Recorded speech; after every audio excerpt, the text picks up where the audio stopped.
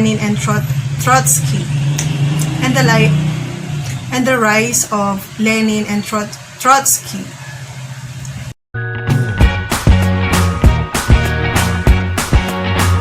Hi everyone, it's Marty. Finally, I'll be posting a wrap-up video of everything that I have read since January started. January, I have read 10 books. For the Philippine Literature, I have finished 5 books for 8 prompts and with a total of 1,801 pages. Since 3 months yung kinumbine ko for this wrap-up, I did not arrange them according to month. I didn't arrange them according to the readathon that I have joined. Instead, I have chosen to arrange them by genre. We have a total of 4 genres. We have fantasy, my favorite genre. We have historical fiction that I have found. Ngayon ko lang na-realize na gusto ko pala tong genre na to. And then we have contemporary and mystery thriller. Nagulat din ako. Diverse din pala ako magbasa. Akala ko puro fantasy lang yung binabasa ko. I'll just include the timestamp sa description box para kung mas interested ka sa ibang mga genre, you can skip video and proceed to your preferred genre. Since katatapos lang ng Philmate Readathon and I successfully achieved the Bagani level dahil natapos ko lahat ng 8 prompts ng Philmate Readathon, we will start our genres with the books na included dun sa Philmate Readathon. We will start here with all our fantasy books. Fathomless by Jackson Pierce. I actually included this book for my Swiftathon TBR, my Philippine Readathon TBR, and my Owls Magical Readathon. Dahil yung Owls, magsisimula siya doon sa week na tatapos yung Philmate Readathon. So, I just included here, hitting 2 birds with 1 stone. So, Fathomless, the prompt for the Philmate Readathon is Berberoka and Manananggal.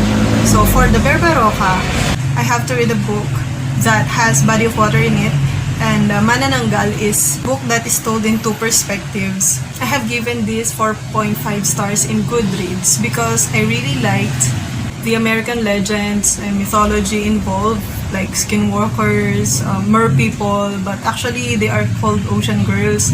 Are they just human girls na nakasurvive in the ocean? We follow the story of Lo and her struggle against her memory. Lalabanan niya yung kanyang living soulless monster. Kung mabalik yung soul mo, gusto mo maging human again, you have to make someone fall in love with you, and then when they already love you, you will get their soul in exchange para makabalik ka na dun sa dati mong buhay. This story is told in the perspective of Celia and Lo. Actually, may pangatlo, pero kasi parang si Lo din naman kasi yun, her former self. More of a struggle between Lo and herself. Conflict is man versus himself. The slight issue here is that nung natapos ko itong basahin, kung balikan ulit yung last chapter kasi I had so many questions, hindi sila nasagot, hindi ko alam. So ano yung tawag dun sa mga angels na nag-turn sa kanila into this monster, diba? Tapos, ayun, basta ang dami kong tanong. I guess I'll be reading more Jackson Pierce para mas maintindihan ko yung lore na pinaglalaban niya. Next in my list is this, School for Good and Evil, A Crystalline Time by Soman Chainani. Ito yung all-time favorite middle grade fantasy natin. This is already the 5th book and I'm very excited to read the next one. I have given this 4.5 stars in Goodreads. I included this in my TBR for the Swiftathon Readathon. They're the prompt, I Forgot That You Existed, a book that is a back read from your previous TBR dahil sinama ko din siya doon sa aking January TBR. But it's not because hindi siya maganda kaya hindi ko siya nababasa. It's because it's too thick. Ayan o. Ganda nga. Sobrang ganda niya. Ang dami kong mga annotations. Gusto ko siyang sulatan that time. Pero, I thought, mas magandang isulat na lang sa mga sticky notes kung kulay pink. I really love this series. So, what do I love about this book? They're growing. The growth of the characters is so visible. I appreciate how Soman Chainani has grown in his writing style. Parang Harry Potter. Kasabay ko na din siyang tumanda.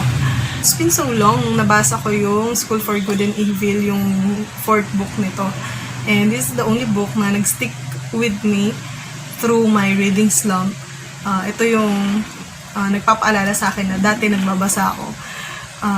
Ayun, because adulting happens, tas hindi ka na makapagbasa, ang dami mong kailangan gawin. So, I thank So Much Nani for this wonderful novel. And good job. Good job. Also, I like the villains in this story. Kasi, hindi lang sila villain dahil gusto nila maging villain. Hindi lang nila gusto ng world domination, ganun. Naging villain sila kasi pakanan nila yung rights ng ibang tao in pursuing what they want. Sabi nga nung isang meme na nakita ko sa Facebook, we're all villains in someone else's story. Si Thanos ata yun. Bakit sa buhay mo, sa perspective mo, you think na you're just doing this because this is what you want, this is what you love, this is what you dream for. Ito yung prinsipyo mo sa buhay and you're doing things that you want to do. Alas, nagiging villain na tayo sa other people's story kasi naaapakan na natin yung kanila namang gusto or sometimes even yung karapatan na nila. Rian and Chapet, it's understandable na minsan nga may mga parts ng story na gusto ko mag-succeed na lang sila kasi napaka-problematic ng kanilang buhay, ng kanilang childhood. And what they are fighting for is actually stuff na deprived sa buhay nila. Kalalim mag-isip. Ayan. School for Good and Evil, 4.5. Next is our return to the Shadowhunter world. The Shadowhunter world is a very special magical world for me. Aside sa wizarding world of Harry Potter, growing up, I have loved and will always love the Shadowhunter world. We have followed Jace Wayland's story from books to movies to TV series. So I'm so happy to go back to this well-thought, this fantastic world created by Cassandra Clare. I have included this book in my Swiftathon TBR under the prompt London Boy and the Man because it is set in London. It features a strong female character. Yung unang part, kinikilig ako kasi I'm reminded by the writing style of Cassandra Clare and I remembered bakit ako naging fan ni Cassandra Clare after J.K. Rowling because of her writing style from one point of view to another, but it does not sacrifice the flow of the plot. Pinagplanuhan siyang mabuti and I really like how it flowed. However,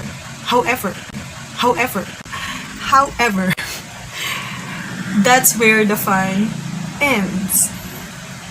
I don't know, siguro dahil language major ako, kaya I'm very particular with the language that is used. Medyo may pagkapurista kasi. The English in the academy is highly scrutinizing. Ayan, I'm not sure, ano ba nationality ni Cassandra Clare? American ba siya? Or Canadian? Because dito, she does not sound European at all. Hindi ko alam. Siguro yung mga paulit-ulit na words na napaka-cliche like blindly or much obliged, yung mga ganun, it does not work. Hindi siya nag-a-add dun sa atmosphere ng London.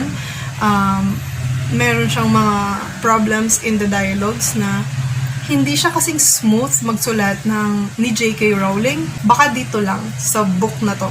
Baka nag-i-improve naman. Narinig ko naman sa ibang mga booktubers na nag-review ng mga books ni Cassandra Clare that she is improving sa kanyang writing style. So I think yung tone ng English dito, it does not sound right.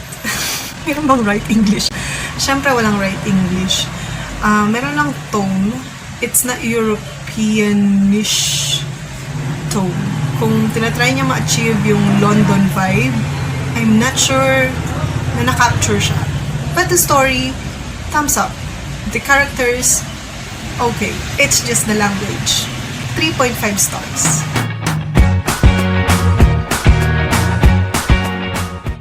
Now we are on our historical fiction genre. I have read 3 books under this genre. The other one is In the Apartment. Kaya yung dalawa na lang yun nandito. Nabasa ko tong dalawang to for Philippine Literature. So this one, Coming of the Storm, for the prompts, Duende and Tikbalang. Duende is as market paperback. Napakaliit ng sulat. And Tikbalang is a book that has land animal on the cover. So, ayan yung mga land animals. These are the dogs of Black Shell. And this one is Pearl Hand. I really like this book. Meron siyang unique atmosphere. I have given 4 stars in Goodreads for this. It's about these Native Americans, yung mga tinatawag natin mga Indians. So before, nung dinidiscover pa lang yung America by European people, actually in this novel, they are more of Espanyol na sumasakop sa kanila. These Native American people reminded me so much of our ancestors in Cebu nung dumating si Magellan in the Philippines. And it's really disheartening how people would think na napaka-savage ng mga taong nandito just because they are not as civilized as they are. They think na wild yung mga taong dinatnan nila because they don't think the way they think. While reading this book, I'm very much reminded of Pocahontas. Minsan nga, pinapatugtog ko pa yung song na Colors of the Wind while reading. Kasi yung lyrics dun sa Colors of the Wind are so on point para dito sa story na to. It's like it's the theme song for this novel. Pero hindi siya kasing wholesome ng Pocahontas na pinanood natin sa Disney because it is so real. It feels so real. The words, the writing style, ang ganda. Kung hindi lang siya sobrang makapal, siguro babasahin ko siya ulit. Kasi I learned a lot about the Native American history, how they might felt. Kasi diba, hindi natin masyadong iniisip yung point of view ng mga wild na sinasakop ng mga civilized men. Pero nung nabasa ko tong book na to, I realized, oo nga no, dumating sila Magellan sa Pilipinas, meron na tayong sarili nating kultura, meron tayong sarili nating civilization, sariling form of government. Meron tayong mga datu, meron tayong mga raha, meron tayong sariling literature. The same with them. Meron silang sariling traditions, meron silang sariling paniniwala, meron silang sariling religion, meron silang sariling writing system, and values. So, how come? I'm so pissed off sa mga Kristiyanos in this novel na ganun nga sila mag-isip. Hindi ko naman sinasabi na ganun lahat ng mga Kristiyano, and I'm not saying na ini-embody nila yung Christianity, but in this novel, ganun yung pagkakaportray sa kanila na pinapakan ng mga Kristiyanos na karakter dito yung paniniwala na meron sila. Yung process ng pag-convert sa kanila was brutal. It's also, I like the character of Pearl Hand. She is a strong female character na she's charming. She is a strong female character that you want to root for. Para siyang feminist, sinaunang feminist. She views women as partners with men. Sabi nga niya dun sa kay Black Shell, you have to treat me as your partner. If not, I will not join you. Diba? Diba? Partnership. Ganun yun. Diba? We're not superior than man. As a woman, ang tingin ko sa feminism, we are partners. We're not superior than men. We are not alone in this fight.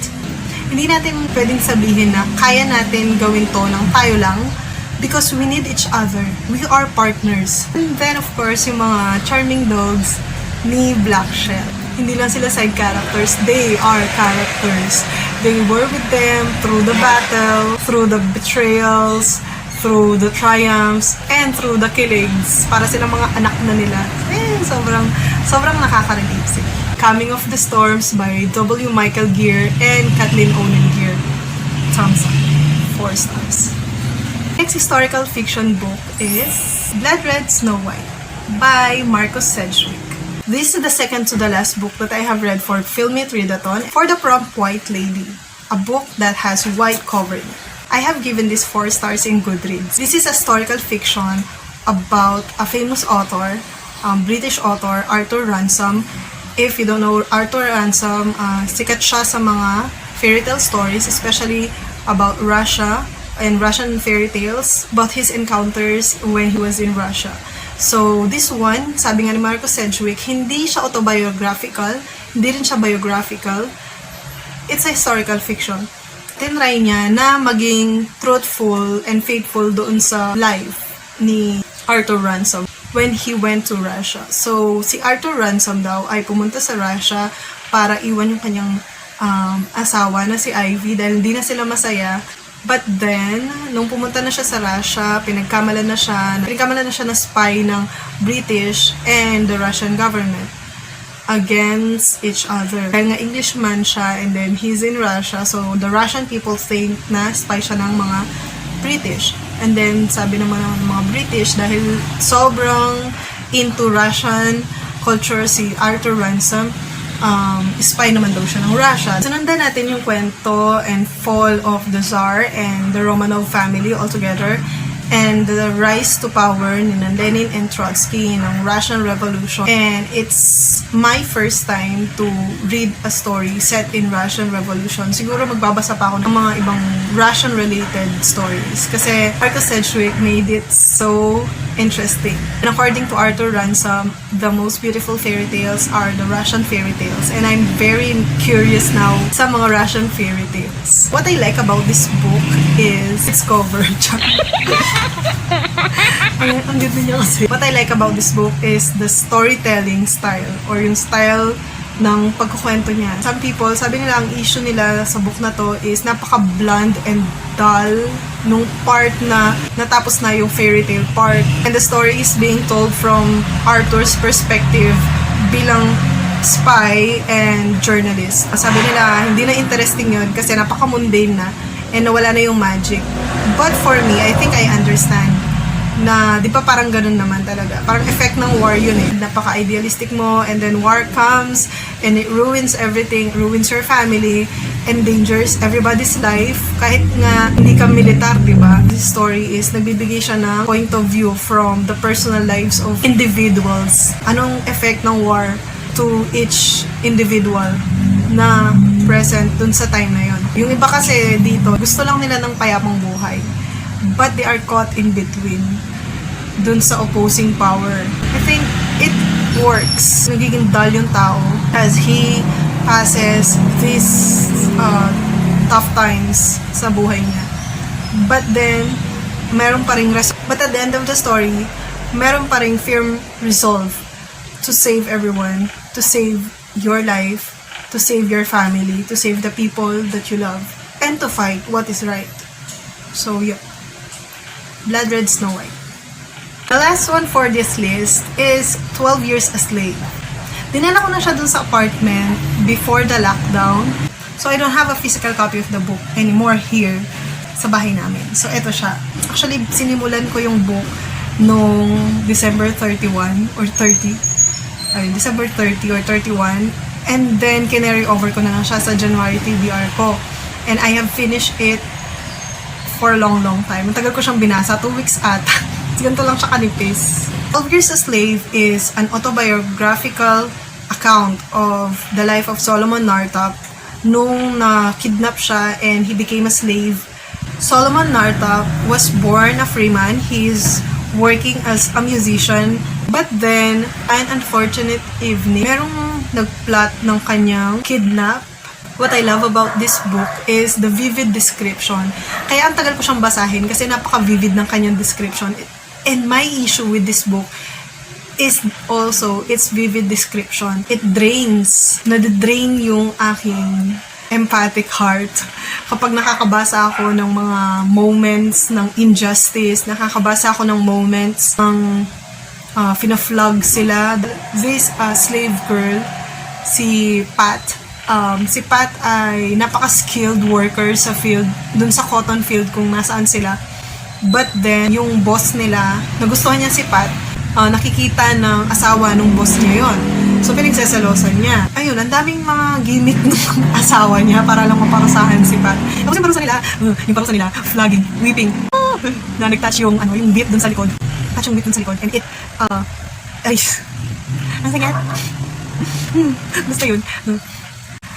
Sana tutuklap yung kanilang balat dahil sobrang lakas ng whip. Sumasama yung balat and flesh and blood dun sa whip. Dahil sa sobrang lakas, like 100 whips sa likod.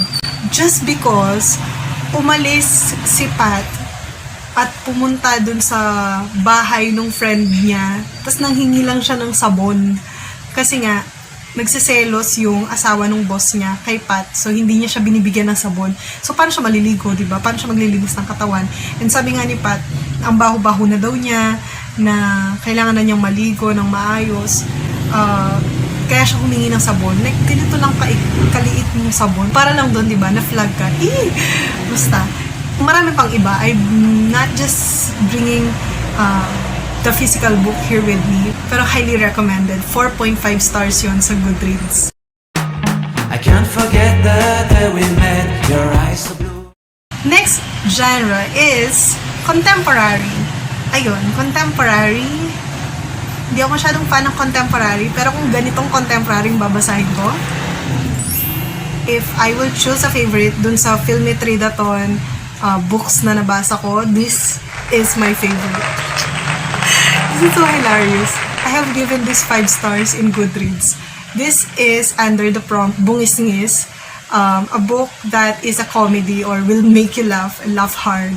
Nung binabasa ko to, and my family was nanonood sila ng horror nun. And I refuse to watch horror movies. So, nagbasa ako nitong Bertong Bad Trip by Manix Abrera. Hindi siya masamang tao. Bad trip siyang tao. As we all know, si Berto ay namatay and nabuhay siya muli para magasik ng lagim, para ipaghiganti tayo sa lahat ng mga nakakainis na tao sa buhay natin, yung mga nuances natin sa buhay.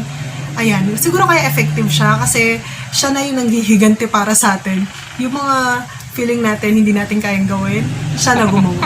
Ayan, siya yun. Sa Bertong Bad Trip. Ayan, highly recommended sa lahat ng mga naghahanap ng laughter, sa lahat ng mga nagkukulang ng laughter sa buhay. Magbasa kayo ng Manix Abrera. It brings back a lot of memories dahil yung Kiko Machine comics ni Manix Abrera, pinasa natin yun nung high school pa. And it's so good. It's so great. So hilarious. 5 stars. Favorite. Next book is an adult contemporary that I read for Philippine Literature under the prompt Capre and Tianak. So Capre is the tallest book in your bookshelf and Tianak is a book that will keep you guessing. I have finished reading after a long time sitting in my TBR is The Casual Vacancy by J.K. Rowling. I have given this 3.5 stars. But that's just because hindi siya fantasy. Because sabi ko nga, hindi ako fan ng contemporary. Ang contemporary lang talaga na binabasa ko, yung mga may social relevance. Kaya yun, 3.5 siya kasi may social relevance naman. Ni-illustrate niya yung psychology ng bawat tao, relationships ng bawat tao in this small town. And what I love about this book is I am reminded of bakit ko gusto yung Harry Potter and bakit ko gusto si J.K. Rowling because she writes smoothly. Napaka-on point ng writing style niya. When she builds a world, parang gusto mo pumunta doon sa world na yun. It's not just because napaka-beautiful ng world na yun. It's because napaka-interesting ng world and you would like to live there. Parang gusto mo maglakad dun sa mga cobblestones dun sa Pagford. This story, we follow the story of the people in Pagford, paano sila nag-cope dun sa kamatayan or dun sa death ni Barry Fairbrother. Paano na-influence nung isang event ang lahat ng mga tao. Like, lalo na kung small town kayo. Which reminds me, our small actions have actually great effects to our environment. Kaya, di ba, lagi sinasabi, let's flatten the curve. You are not stuck at home, you are safe at home. Let's try our best na sa bahay na lang tayo. And I think makakabuti pa kung hindi mo naman kailangan maghanap buhay sa labas. Magstay ka na lang sa bahay. Oh, so going back to this, ang issue ko kasi sa kanya, dahil nga contemporary siya, it took a while na mag-invest ako sa mga characters. Bandang gitna na ako nung nasimulan kong magkaroon ng isang character na gusto ko, and that is Crystal. I like Crystal. The character of Crystal is very relatable. Hindi naman dahil parang ako si Crystal. my heart goes to Crystal kasi ayun nga, dahil nga napaka-liberated niyang bata, napaka-troublesome niyang bata, napaka-problematic ng kanyang family. She refuses to acknowledge na binubuli siya dahil tough daw siya. And that's good na tough siya. Pero bata pa siya, and dahil bata siya, marami pa siyang mga pagkukulang, marami pa siyang mga hindi alam. And yes, I like Crystal. I see where the people who do not like this book are coming. But my tip in reading this book is forget J.K. Rowling. Forget that J.K. Rowling wrote Harry Potter. Read it in its own glory, in its own way. Maganda siya. The last book for the contemporary genre is Mga Batang Paws. Wala akong physical copy ng book na to kasi dinala ko na siya sa apartment dahil nga tapos na akong basahin siya and I put it na dun sa shelf ko, dun sa apartment. It's easily one of my favorite contemporary. Sabi ko nga, di ba, hindi ako masyadong fan ng contemporary dahil ang hinahanap ko sa books ay fantasy. So, bakit ka nga kasi magbabasa ng contemporary na nakaset sa Earth kung ayaw mo na nga mabuhay dito sa Earth dahil sa sobrang gulo and sobrang tough ng buhay dito sa Earth, di ba? So, I would prefer to go to a magical world, a make-believe world. Yun yung fun of reading for me. But then, yung college makibaka fever ko is being ignited kapag nakakabasa ko ng contemporary novels na may social relevance. Tulad ng Mga Batang Paws. So, di kami masyadong okay ni Segundo Matias Jr. Dun sa Moy Moy Lulumboy. I'm not sure kung dahil ba binasa ko siya nung adult na ako. And it's very ironic kasi yung Moy Moy Lulumboy is a fantasy novel that features Philippine mythology, and I'm so into fantasy, so into Philippine mythology, but then ayoko yung Moy Moy Lulumboy. I'm not sure kung ano yung problema ko sa Moy Moy Lulumboy. I think it's the writing style, hindi siya para sa akin. Anyway, going back to Mga Batang Paws. This is a story of 4 teenagers. We have Gab, Luis, Enzo, and Chuchay, and their battle against HIV. Like contemporary novels na merong social relevance. So, what I like about this book is napaka-informative niya, but like pa rin siyang basahin because of the characters that Segundo Matias Jr. has chosen to tell the story, to share information on this very relevant issue sa ating lipunan and sa ating health care. We have met Gab, Enzo, Chuchay, Luis. They came from different walks of life, but they are all teenagers, and pinapakita ng book na to na napaka-susceptible ng mga teenagers dahil nga napaka-mapusok ng kanilang damdamin. Nakakalimutan na yung mga safety precautions na meron tayo. Siguro dahil taboo topic sa Philippines ang sex, and we believe that the safer sex is abstinence, and I completely agree to that. Abstinence is the best solution para hindi ka magkaroon ng HIV. But HIV, as we all know, after reading this book, ay hindi lang nakukuha sa intercourse, nakukuha din yun sa dugo, nakukuha yun sa laway, and many other ways. Also, nalaman natin sa libro na hindi death sentence ang HIV dahil kahit wala siyang gamot as of now, ay may mga programs ang government, may mga gamot na pwedeng i-take to lessen yung mga symptoms na nararamdaman, and if you will only take those medicines, you can live a normal life. Only you have to be careful. Of course, pinoint out din na hindi lang nakukuha yung HIV sa pakikipagtalik, na aware yung both parties, but also as a result of rape. So, hindi porke nagka-HIV siya ay ginusto niya yun. At wala naman nagkakagusto na magkaroon ng ganung sakit, di ba? So, this book is actually a relevant book para sa mga teenagers. Hindi lang sa teenager, para na rin sa mga adults na hindi ganun ka-educated in this matter. So, we have to understand before judging. And the last thing that I would like to point out na nagustuhan ko sa book na to is nakita din dito yung perspective ng family and loved ones ng mga tao na may HIV. Oo nga naman, lagi natin kinakaawaan or minsan nga pinandidirihan pa yung tao na may HIV. Pero naisip na ba natin paano yung mga family nila, paano yung mga mahal nila sa buhay? Nung nalaman ni Gab na meron siyang HIV. Paano yun naapektuhan yung relationship niya dun sa girlfriend niya?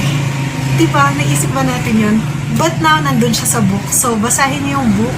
You get to know the characters. You get to know this important issue. And you get to know yung effect ng HIV. We're pressing through. I can't forget the day we met. Your smile so bright. Smaller and Smaller Circles by F.H. Batacan. And for me, it is truly a gem. Sabi nga ni Ate Clara, unahin mo na yon, it's a gem. And I agree, 100% agree. I have given this 5 stars in Goodreads. And I highly recommend, basahin niyo to para tigil-tigilan niyo yung pagmamaliit sa Philippine literature. Tigil-tigilan niyo yung pagmamaliit sa mga Filipino writers natin. F.H. Batacan is a wonderful writer. I like the conflict in the story. I especially like Father Science here, and this is Father Rosero. Together, pina-find out nila kung sino yung may kagagawan ng mga serial killings. On this note, I have read an article in the internet na sabi nga doon, na nakita ko rin dito, na ang Philippines daw ay a country na hindi daw mabubuhay dito yung mga serial killers, and that is not true.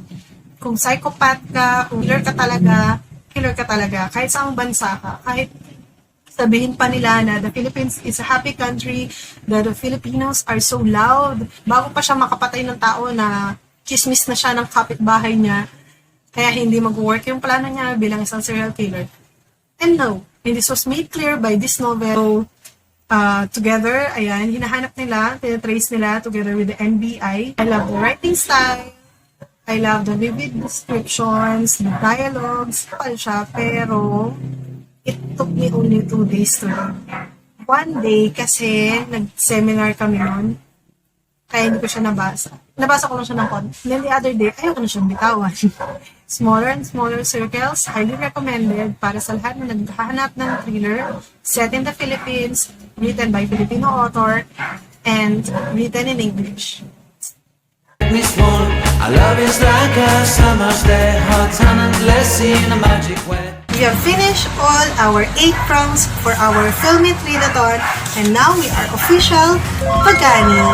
There you go, all the books that we have read for the month of January through March. Let me know in the comment section which of these books spark your interest. That's it for this video.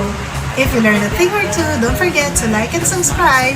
Always remember to read more, know more, and be more. Happy reading!